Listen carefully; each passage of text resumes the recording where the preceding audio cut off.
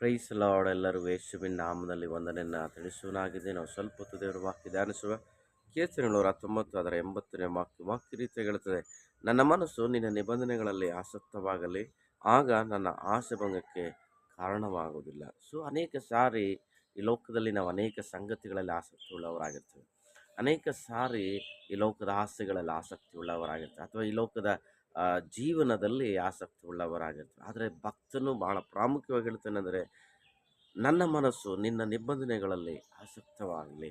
ನನ್ನ ಮನಸ್ಸು ನಿನ್ನ ನಿಬಂಧನೆ, ನಿನ್ನ ವಾಕ್ಯದಲ್ಲಿ ನಿನ್ನಲ್ಲಿ ಆಸಕ್ತಿ ಉಳ್ಳದಾಗಲಿ. ಅನೇಕ ಸಾರಿ ದೇವರ ಮಕ್ಕಳೇ, ನಾವು ಲೋಕದ ಕಡೆಗೆ ನಮ್ಮ ಮನಸ್ಸುಗಳನ್ನು ತಿರುಗಿಸಿ, ಲೋಕದ ಆಸೆಗಳಿಗೆ ನಮ್ಮ ಮನಸ್ಸುಗಳನ್ನು ತಿರುಗಿಸಿ ನಾವೇನಾಗ್ತಾ ಇದೀವಿ ಅಂತ ಹೇಳಿದ್ರೆ, ನಮಗೆ ಗೊತ್ತಿಲ್ಲದಂಗೆ ನಮ್ಮ ಜೀವನಕ್ಕೆ, ನಮ್ಮ ಬಾಳಿಗೆ ನಮಗಿರುವ ದೇವರ ಮೇಲೆ ಆಸಕ್ತಿಯನ್ನು ಕಳ್ಕೊಳ್ತಾ ಇದ್ದೀವಿ. ದೇವರ ವಾಕ್ಯ ಹೇಳ್ತಾರೆ ಅಂದರೆ, ನಿನ್ನ ಮನಸ್ಸು ದೇವರ ನಿಬಂಧನೆಗಳ ಮೇಲೆ ಆಸಕ್ತ ಉಳ್ಳದಾಗಿರಲಿ.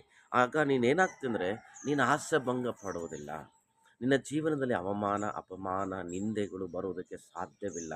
ನಿನ್ನ ಜೀವನದಲ್ಲಿ ಸಮಸ್ಯೆಗಳು ಬರುವುದಕ್ಕೆ, ಕೊರತೆಗಳು ಬರುವುದಕ್ಕೆ, ಹೋರಾಟಗಳು ಬರುವುದಕ್ಕೆ, ಬಾಧೆಗಳು ಬರುವುದಕ್ಕೆ ಸಾಧ್ಯವಾಗುವುದಿಲ್ಲ. ನಿನ್ನನ್ನು ದೇವರು ಕಾಯ್ದು, ನಿನ್ನ ಜೀವನವನ್ನು ದೇವರು ಕಾಯ್ದು ನಿನ್ನನ್ನು ನಡೆಸುವುದಕ್ಕಾಗಿ ಯೇಸು ಕ್ರಿಸ್ತನು ಶಕ್ತನಾಗಿ.